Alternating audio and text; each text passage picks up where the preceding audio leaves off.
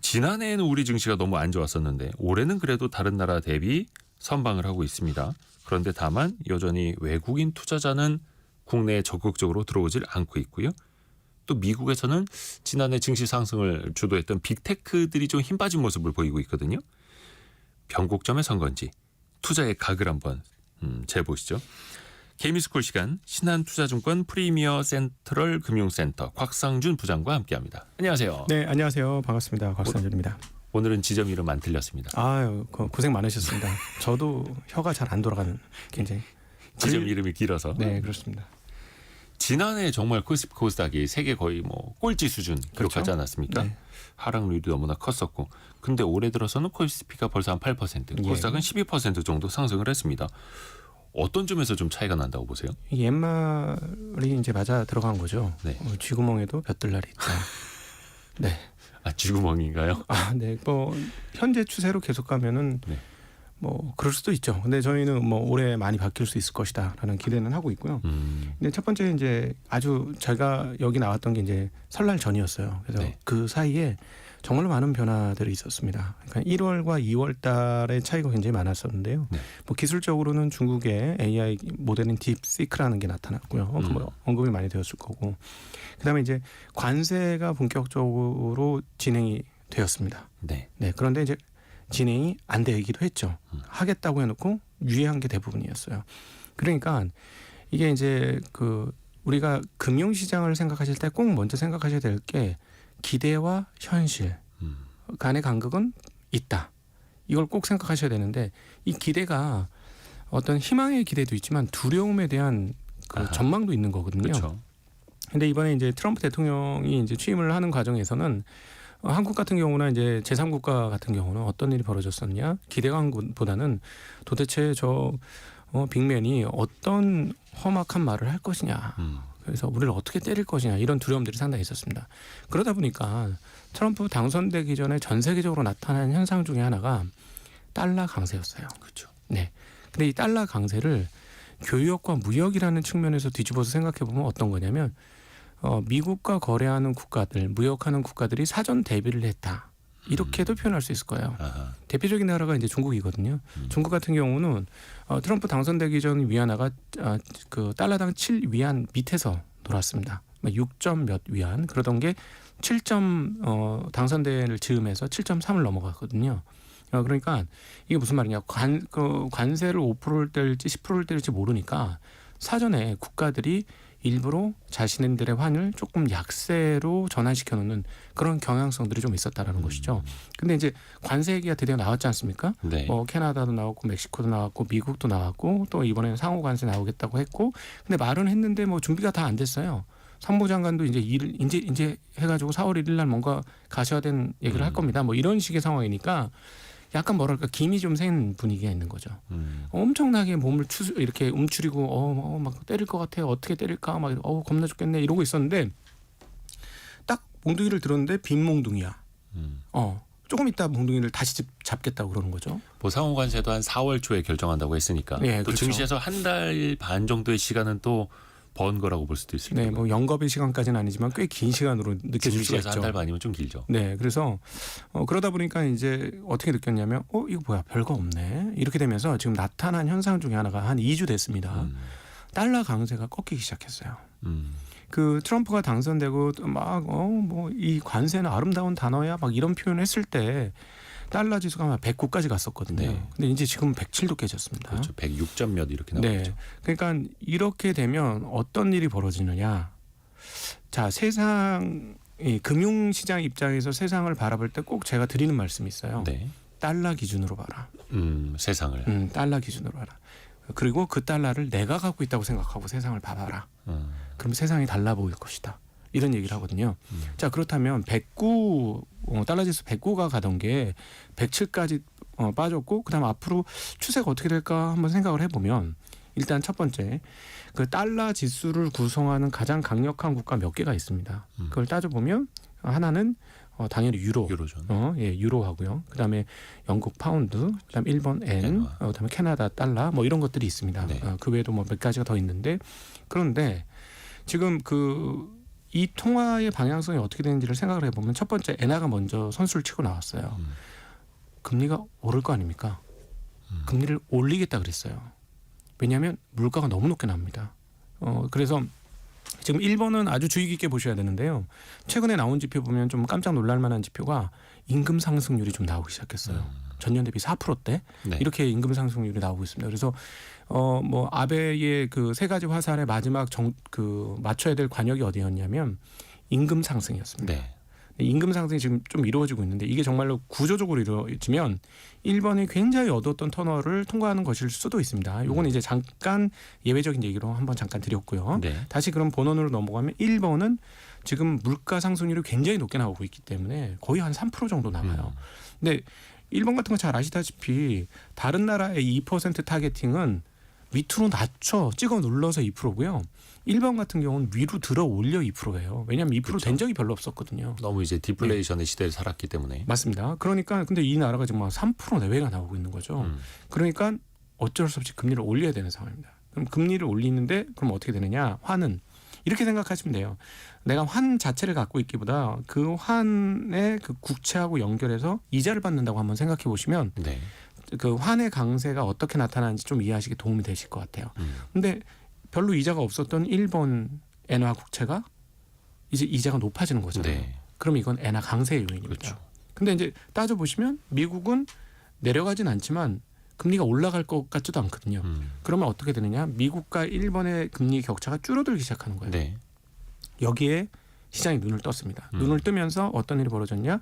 156엔 가던 엔화가 뚝 떨어지면서 장중에 잠시 150엔 깨기도 했고 지금 152엔까지 떨어졌어. 환율이 떨어졌고 엔화가 강세가 됐습니다. 네. 예, 그런 일이 나타났고 또 하나 지금 지난 주말 뉴스는 젤렌스키 대통령하고 미국의 벤스 부통령하고 독일에서 만났다. 네. 휴전 협상을 했다라는 얘기 나오잖아요.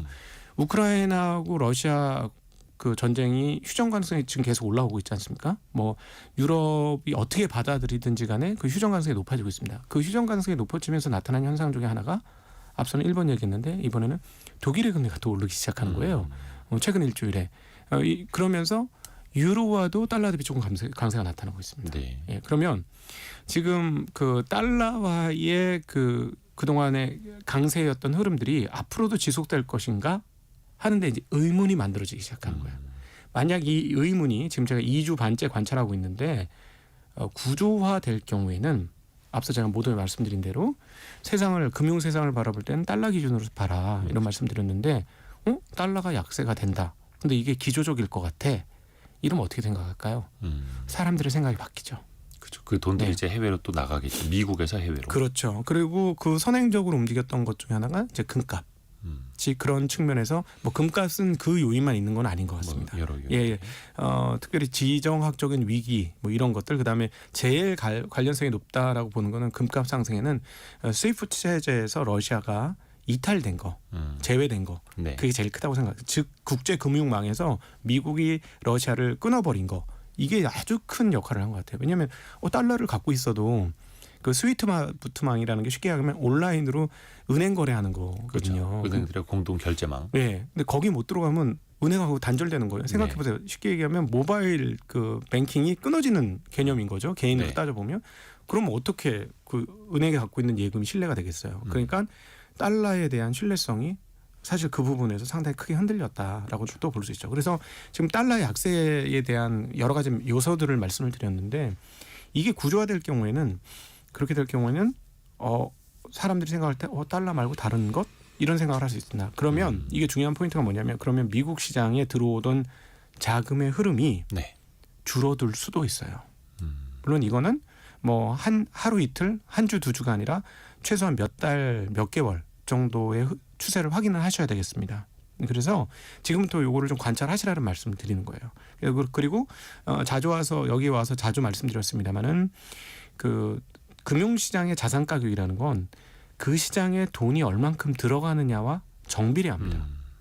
그래서 달러 가격이 약세가 되고 만약에 투자자들이 달러 조금 이상한데 이렇게 생각을 하면 미국에 들어가던 자금의 흐름들이 일부 변화가 될 수 있다는 것이죠. 그것도 네. 유념해야 될 지금 국제 정세에서 좀 제가 설날 전에 나와갖고 3주간에 정말 큰 변화가 있어가지고 이 말씀을 먼저 거시적으로는 좀 드렸습니다. 해서 달러의 시선으로 봐라라는 이야기 해주셨고요. 그 이야기도 뒷부분에 조금 더 해볼게요. 뭐 금리나 다른 이야기도 조금 더 증시 이제 안쪽으로 들여다 보면은 최근에 우리나라 조선주가 장난이 아닙니다. 배 만드는 기업이 거의 뭐 우주로 날아가고 있거든요. 특히 오늘도 보니까 이 네이버 인기 검색 종목에 한화오션이 여기 또 상위에 올라갔네요. 한화오션이라고 하는 예전 그 대우조선해양이죠. 네. 올해만 2배 올랐습니다. 주가가. 네, 엄청나죠. 이 현상은 어떻게 보세요?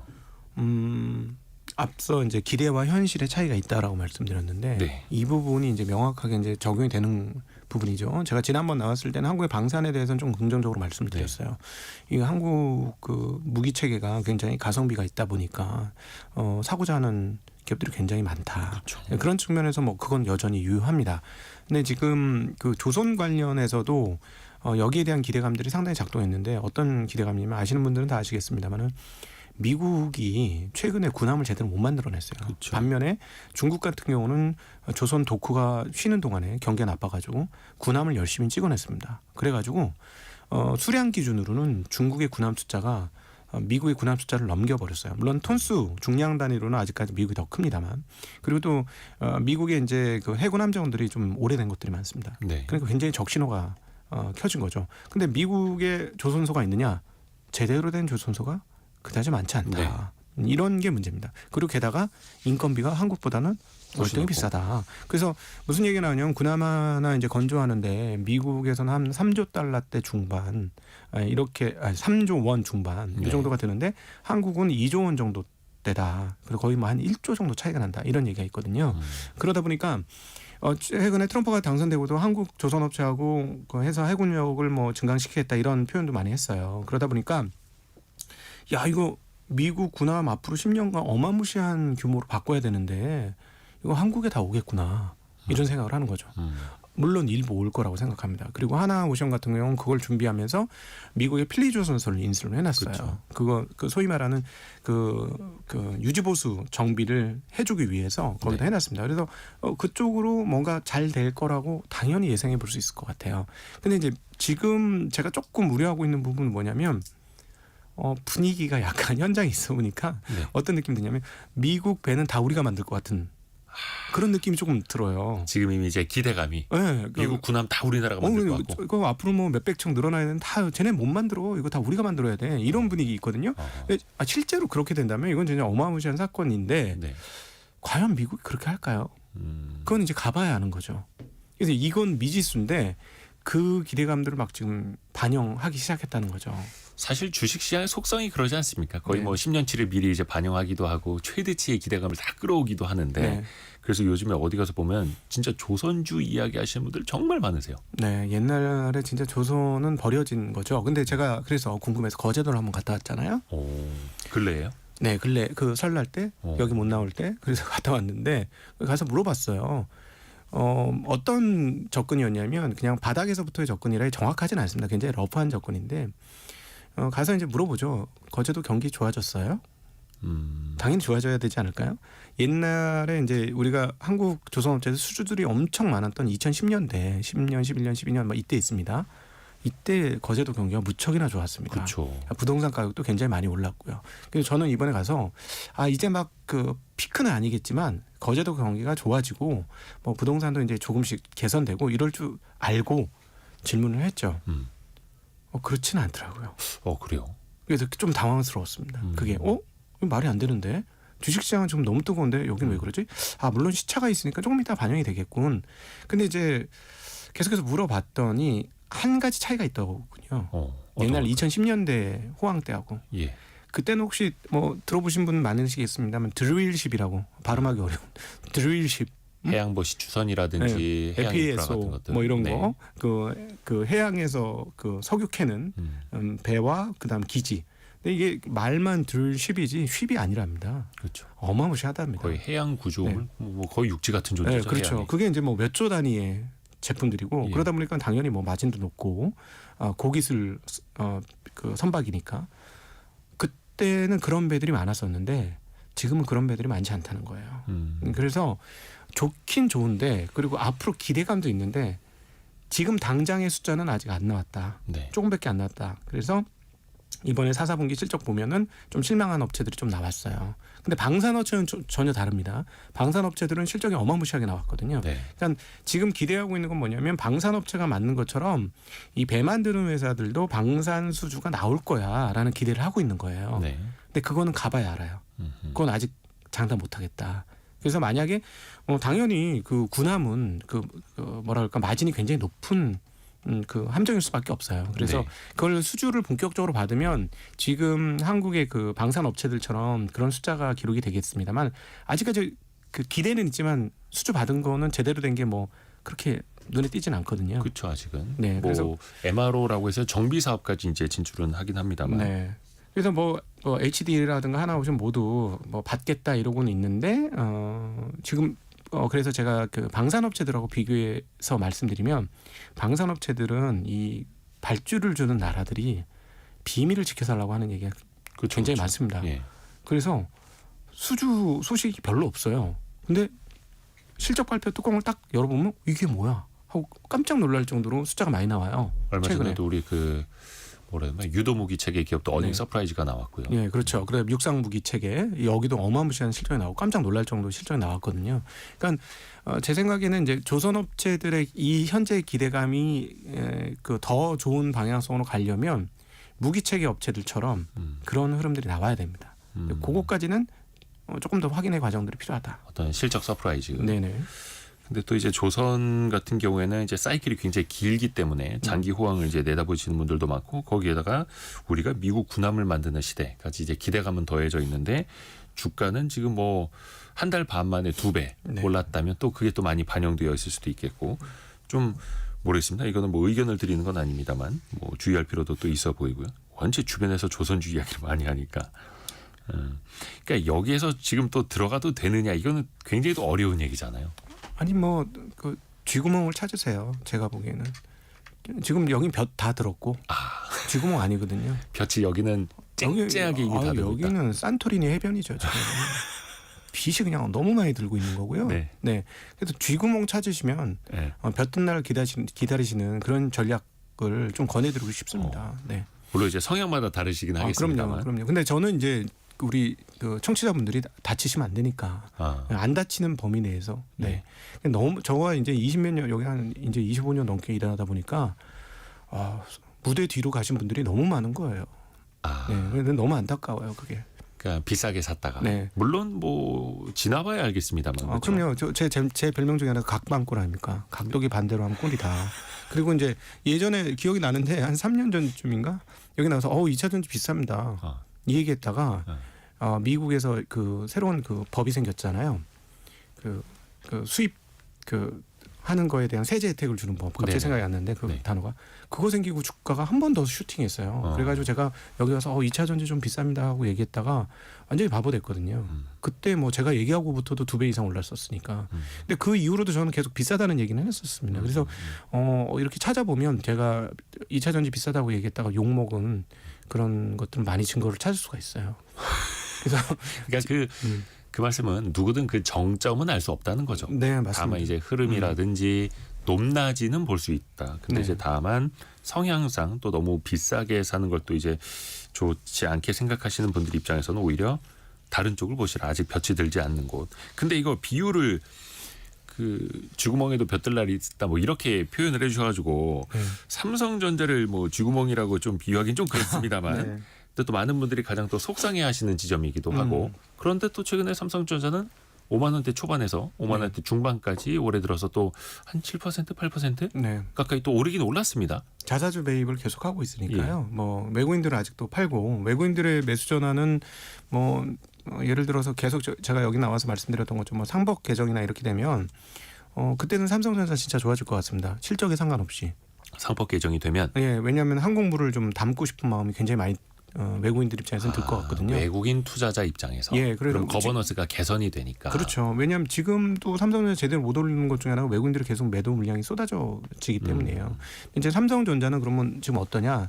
삼성전자는 뭐 쥐구멍이죠. 지금 상황은. 근데 제가 보기엔 더 이상 물러날 자리는 많지는 않아 보입니다. 그리고 최근에 이제 재미난 기술적인 얘기를 좀 드릴게요. 네. 삼성전자는 기술적인 얘기를 안 들을 수가 없는 상황이라서 몇 가지 이야기들이 나왔는데 이게 우리가 반도체 시스템 반도체 소위 말하는 CPU, GPU 거기서는 이제 몇 나노 이런 얘기 하잖아요. 네. 뭐 3나노냐, 2나노냐 뭐 이렇게 이런 네. 얘기를 하는데 이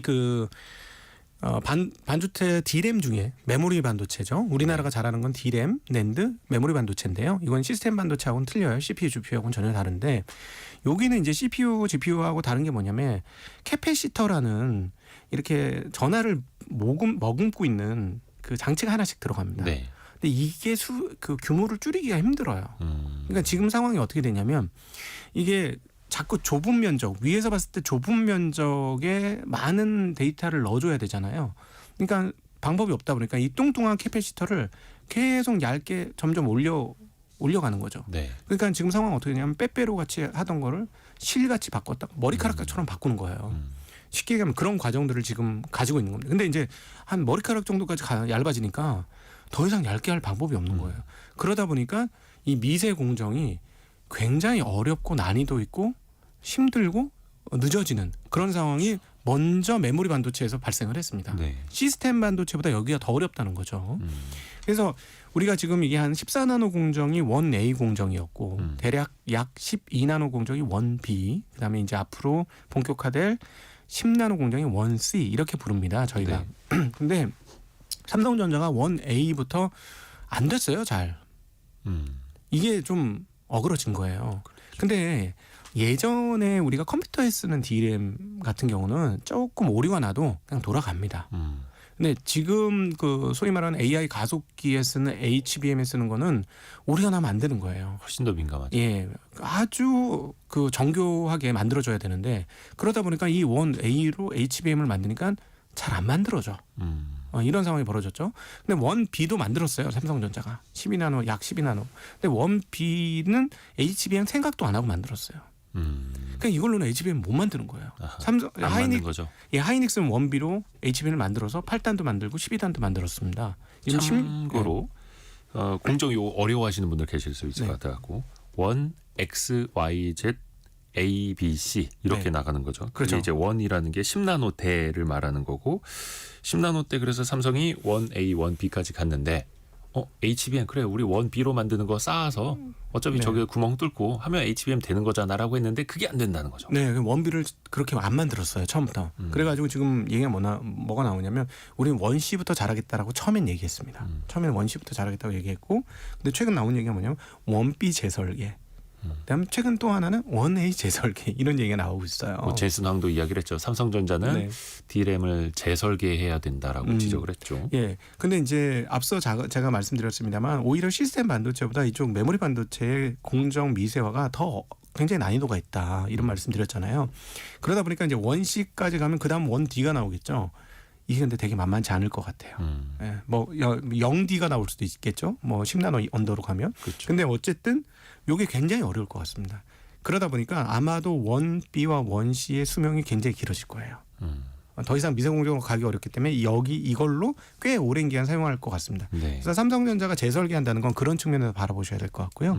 그다음에 1A를 재설계한다는 것도 이걸로도 우리는 HBM 뭐 6단, 8단 만들 수 있으니 재설계하겠다는 거로 저는 들렸어요. 이 재설계에 대해서. 자, 그러면 이건 무슨 말이냐? 요 부분의 재설계는 그동안에 뭐 새로 만드는 것보다는 공정을 단축시키는 과정일 것이기 때문에 시간은 조금 줄어들 걸로 보입니다. 그렇게 오래 안 걸릴 것 같아요. 재설계해야 되니까 이거 처음부터 다시 시작해야 되는 거 아니야? 정말 하세월 걸리는 거 아니야라고 볼 수도 있을 텐데 그게 아니라 예. 오히려 참고로 더 당길 수도 있다고요. 재설계가 왜 시간이 많이 걸리냐면 그 우리가 이제 쉽게 가면 원본을 떠야 되거든요. 그건 네. 마스킹을 뜨는 건데 그 과정이 일단 시간 많이 걸리고요. 그다음에 이제 그 우리가 이제 큰 실리콘 웨이퍼잖아요. 반도체 보면 막 이렇게 네. 옛날에 바이든이 들고 나와서 막 방패 같은 거 들고 젠슨왕도 방패 같은 거 들고 나와서 막 보여주잖아요. 네. 그건 이제 실리콘이라고 하는데 실리콘 원판. 예. 요즘 거기다 그림을 그려 쌓는 거예요. 그래서 그걸 쪼개서 쓰는 게 반도체인데 요즘에는 이 원판이 한번 들어가면 나오는데 한 4개월 이상 걸립니다. 그렇죠. 오래 걸리죠. 예, 굉장히 오래 걸리기 때문에 만약에 이제 지금 재설계한다 그러면 시간은 한 6개월 정도 더 걸린다고 보시면 되겠어요. 근데 이제 공정 단축을 시키는 과정들은 그것보다는 시간 하여튼 그 웨이퍼 들어가는 시간만큼은 걸리지만 그 앞단의 시간이 좀 적게 걸릴 거다 이렇게 볼 수 있겠고요. 일단 이제 기술적인 얘기를 드렸고 그래서 그 지금 1B, 1C가 어떻게 성공적으로 나올 것이냐가 핵심 요소이긴 합니다. 네. 특별히 1C가 잘 나오면 부활, 제대로 된 부활일 것이고 1B만 제대로 나와도 지금 8단, 12단까지는 대응이 가능하기 때문에 HBM에서 그거면 이제 조금 회복이 될 거다 이렇게 보여집니다. 그런데 네. 지금은 AI 가속기 얘기만 드린 거예요. D램에서. 네네네네. 자 그런데 최근에 앞서 제가 이제 중국 위안화 얘기도 드렸는데 큰 변화 중에 하나가 중국 쪽에서 나타나기 시작합니다. 중국 반도체 기업들. 네. 그동안에 이제 막 그 바이든 행정부 때는 막 중국이 정말 중국을 막 찍어 누르느라고 중국이 숨을 못 쉬고 있었어요. 네. 근데 이제 트럼프가 와서 더 무서워 보이긴 하지만 뭐라 그럴까 이렇게 세밀한 압박 수위에 있어서 바이든보다 더 강할 것인가 그거 잘 모르겠어요. 그러다 보니까 중국의 분위기가 좀 바뀌었습니다. 그래서 앞으로 여러분은 확인하셔야 될 게 중국에서 나오는 표 중에서 어떤 표가 나올 거 잘 보셔야 됩니다. 그동안에 중국 경기가 부동산 때문에 안 좋았는데 왜 이걸 회복을 못 시키느냐. 네. 중국 입장에서는 미국하고 결사항전을 한번 해야 되는데 이게 사실 요즘에 뭐 미사일 쏘면서 결사항전 할 수 있는 건 아니고 기술적으로 누가 패권을 가지고 앞서가느냐가 핵심이에요. 그러다 보니까 중국에서 행했던 행위를 표로 어떻게 표현했냐면 신질 생산력. 아하. 네, 그러니까 품질 초고도화 뭐 이렇게 표현할 수 있을 것 같아요. 이렇게 얘기를 하면서 거기에다 모든 역량을 집중을 했어요. 그러니까 인민 생활이 어떻게 되든지 간에 그쪽의 부양책은 부실했다는 것이죠. 그런데 이제 지금 이 신질 생산력으로 어느 정도 자리를 잡았고 미국의 압박이 강하지 않으면 이제는 인민을 돌봐야 되는 시점이 왔습니다. 그런데 작년 9월부터 점차 그런 발언들이 점점점 많이 나오고 있어요. 그래서 아마 표어로까지 달면 그거 대단할 건데 오늘 여러분이 보셔야 될 중국 뉴스 가운데 시진핑이 마인과 마하텅 그러니까 알리바바와 텐센트의 그 과거 대주주 대표를 만난다는 뉴스가 지난 주말에 있었거든요. 그 요게 실현되는지 여부도 한번 좀 보셔야 될 것 같아요. 이거 대단히 큰 뉴스인데 왜냐하면 기억하실 거예요. 신질 생산력과 함께 그 전에 나왔던 표가 뭐냐면 공동부유라는 표입니다. 공동부유라는 표 나오고 혹시나 방송 들으시는 분들의 중국 홍콩에 투자하셨던 분들은 그때 피눈물을 흘리셨을 텐데 주가가 막 3분의 1토 막 그 이상 떨어졌어요. 네. 그 이후로. 근데 지금 시진핑이 어떤 행보를 하느냐 그리고 이제 미국과의 관계가 어떻게 되느냐에 따라서 그 내수 부양을 위한 그 활동을 전개할 가능성이 있습니다. 근데 왜 이 얘기를 삼성전자한테 드리냐면 삼성전자를 여러분이 기억하셔야 될 건 뭐냐면 첨단 기술 회사이기도 하지만 그 첨단 기술 회사 중에 대중적 제품을 많이 만드는 회사거든요. 네, 그렇죠. 그러니까 쉽게 얘기하면 핸드폰이 많이 팔려야 돼요. 네. 삼성전자가 잘 되려면. 네. 근데 그동안에 뭐 그 중국 관련된 이야기 들어보셨겠습니다만 부동산 가격이 너무 떨어져가지고 중국 인민들의 삶이 너무 피폐해졌어요. 네. 쉽게 얘기하면 15위안으로 점심 먹던 거 막 5위안으로 먹고 그런다는 거예요. 현장에서 얘기를 들어보면 그만큼 어려워졌다는 거죠. 근데 만약에 내수부양 쪽으로 들면 어떻게 되느냐? 그 중에 대표적인 게 하나가 이고환신 정책이죠. 네. 옛걸 갖고 오면 헌집 죽게 새집 다오. 이 정책인 거죠. 특히 이제 IT 신제품들 사라는 거죠. 그렇죠. 그렇게 되면은 그동안에 이제 1년에 최대한 14억, 15억대까지 팔리던 게 이제 12억대, 13억대 팔리거든요. 1년에 휴대폰이. 근데 이 판매 대수가 늘어날 가능성이 있습니다. 그러면 역시나 중국은 반도체 아직 다 자급화 못했습니다. 지금 뭐 그쪽 나라에서 메모리를 만들었다 뭐 그렇게 해도 일부밖에 안 돼요. 네. 결국 삼성 거 갖다 써야 되고 하이닉스 거 갖다 써야 되고 마이크론 거 갖다 써야 되거든요. 그러면 그래서 중국의 경기가 회복이 되면 그거의 최대 수혜는 누구냐? 앞서 메모리 3개 업체 얘기 드렸어요. 삼성전자, 하이닉스, 마이크론. 그중에 제일은 삼성전자. 뭐 양적으로도 그렇고요. 예, 양적으로 압도적이에요. 그래서 이 중국 경기 어떻게 풀리냐에 따라서 삼성전자 달라질 거고요. 중국 경기가 만약에 풀리게 되면 삼성전자 주주들은 웃을 날이 한번 오래 올 겁니다. 앞서는 이제 뭐 외국인 투자의 심리를 바꿔주는 상법 개정이 되느냐 이 여부가 있다라는 말씀드렸지만 그건 그거고 별개로 중국 쪽에서의 일단 기본적인 IT 기기의 수요를 폭발시킬 수 있는 일이 발생할 것이냐 여부. 이게 굉장히 중요합니다. 그러니까 상법 개정이 언제 될지 모르겠고 그리고 HBM을 삼성전자가 얼마나 또 의미 있는 성과를 언제 보여줄지는 모르겠지만 중국 경기가 돌아서면서 IT 수요가 좋아질수록 삼성전자의 D램 판매가 또 나아질 수 있으니까요. 네. 정경님이 지금 말씀하시는 분은 누구신가요? 라고 보내주셨는데 신한투자증권 프리미어 센트럴 금융센터의 곽상준 부장과 함께 이야기하고 있습니다. 저희가 잠시 지금까지 나와 있는 뉴스도 한번 또 정리해보고 이야기 이어갈게요. 라디오 정보센터 다녀옵니다. 증시각도기 곽상준 부장과 이야기 계속 이어가겠습니다.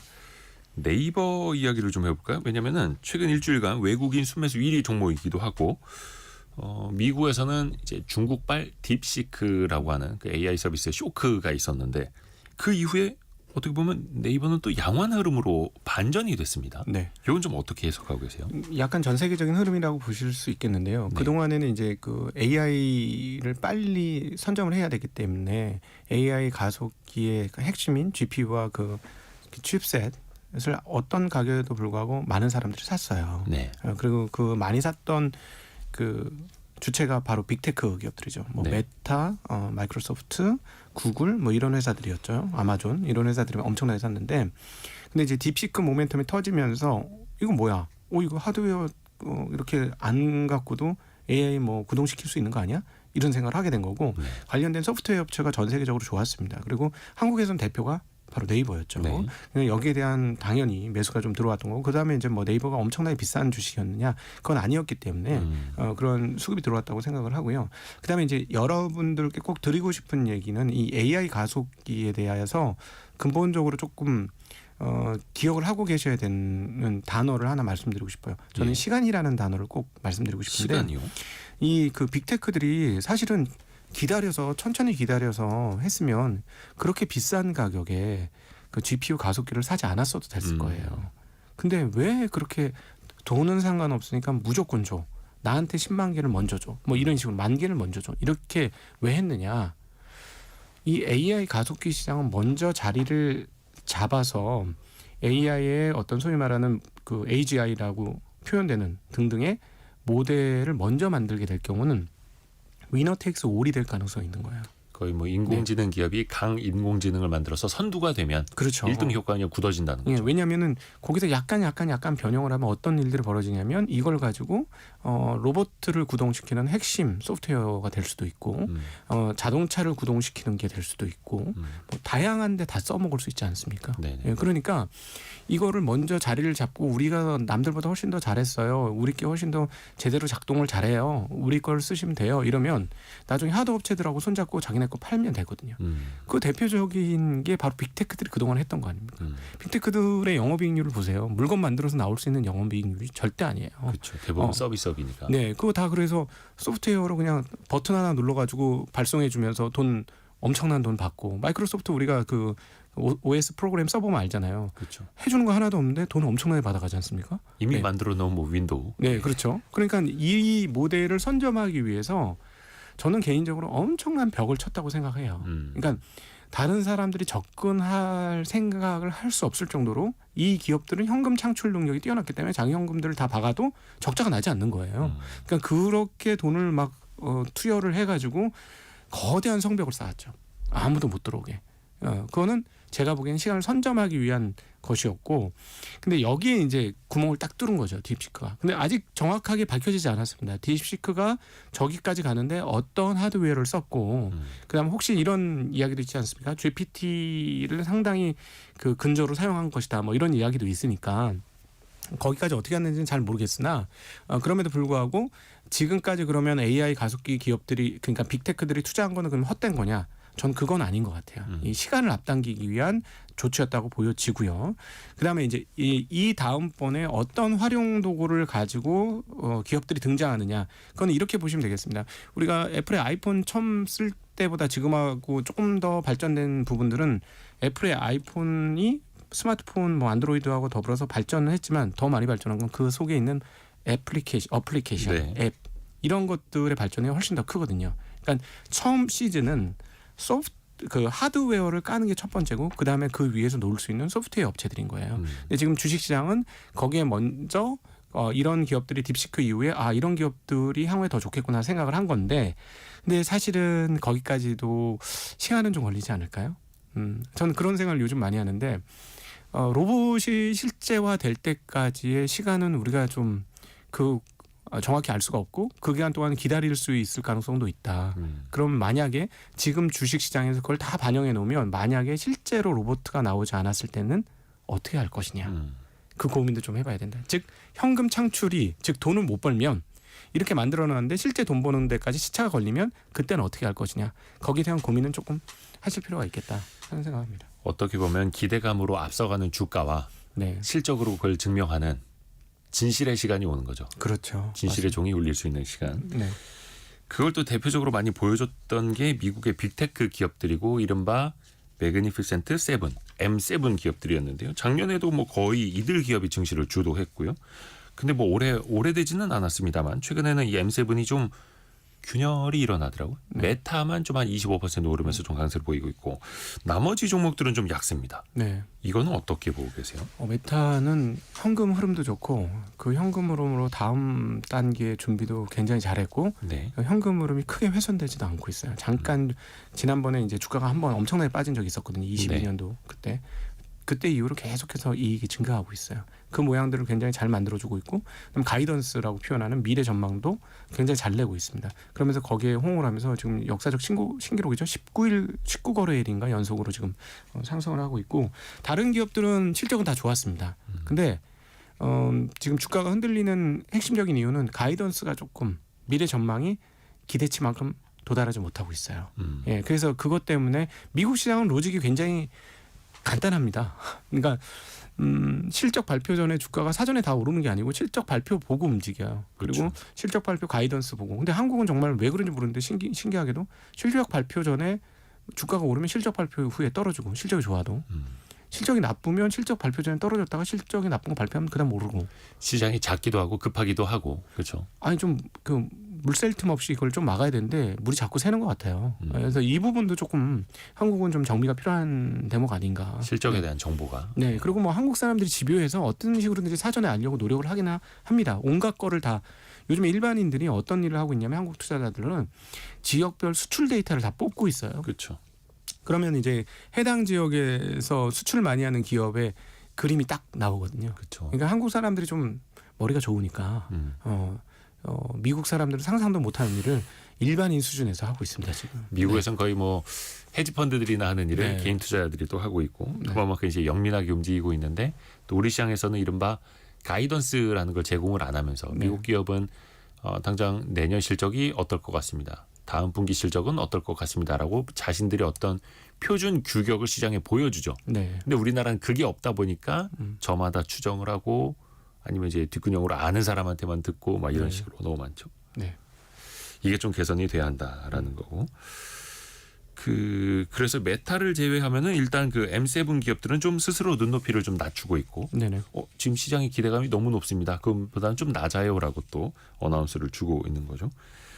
또 우리나라 투자자분들도 굉장히 많이 좋아하는 게 팔란티어라고 하는 미국의 네. 어떤 방위 산업, 방위 네. 기술 기업이죠. 쉽게 얘기하면 방위 관련 소프트웨어를 하는 업체죠. 네. ARM도 마찬가지고 어떻게 보면 이제 반도체 설계 기반 기술 기업인데 이 AI 열풍 타고 어떻게 보면 더 프리미엄도 많이 받고 있다 이렇게 볼 수 있을까요? 그 팔란티어 같은 경우는 아주 복잡합니다. 이 피터 틸이 지금 현재 부통령을 세운 사람이 다 마찬가지예요. 현재 부통령. 예, 제이디 벤스 처음부터 발굴도 했고 올렸고 그다음에 후원했고 그런데 지금 그 또 피터 틸 아시다시피 피터 틸하고 일론 머스크가 같이 그 페이팔을 만들었던 사람이지 않습니까? 네. 근데 이제 현재 그 일론 머스크가 효율부에 들어갔는데 했던 얘기 중에 하나가 F-35 같이 이렇게 비싼 비행기를 왜 만드냐? 드론 만들면 되는데 딱 이 얘기의 최대 수혜가 팔란티어예요. 그러면 거기는 제조업이 아니니까. 예, 그 예를 들어 드론을 만들 때 그럼 드론에 사람이 탈 수도 없고 그럼 작전 수행을 어떻게 하나? 그럼 소프트웨어가 다 해야 되거든요. 그렇죠. 예, 그런 걸 할 수 있는 업체가 팔란티어입니다. 그러니까 팔란티어는 여러 가지가 한꺼번에 다 겹치면서 지금 주가 상승이 엄청나게 나오고 있는데 그 실적 상승도 대폭적으로 이루어지고 있고 지난번에 CEO가 발표할 때 우리는 이제 새로운 길을 걷기 시작하고 이제 우리는 본격화되고 있다 이렇게 표현을 했어요. 또 팔란티어가 그냥 기대감으로만 오른 줄 알았는데 얼마 전에 어닝 서프라이즈를 기록을 했어요. 실적이 굉장히 잘 나왔죠. 엄청난 실적이 냈습니다. 물론 그러나 그 실적 대비 주가는 100배예요. 네, 주가가 빨리 올라갔기 때문에 네. 실적도 엄청나게 늘었는데 그리고 이 증가세면 금방 두세 배씩 늘 것 같습니다.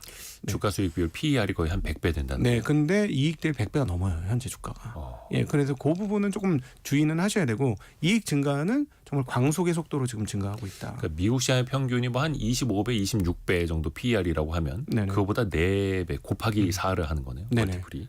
예를 들자면 근데 내년도에도 매출과 이익이 2배가 증가했다. 예를 들자면 그러면 50으로 떨어지는 거잖아요. 100이라면. 그러니까 그런 거는 또 감안은 좀 하셔야 됩니다. 네. 그래서 그걸 또 실적으로 얼마나 또 계속해서 연속적으로 보여주느냐를 또 봐야 되는 거고요.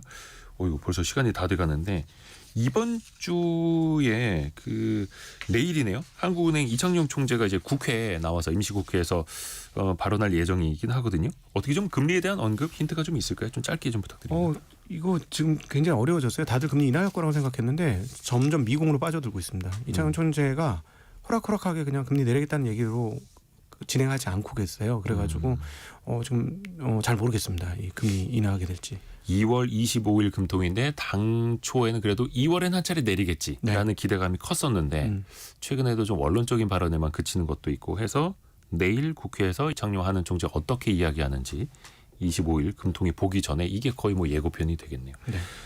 신한투자증권 곽상준 부장이었습니다. 고맙습니다. 네, 감사합니다. 감사합니다.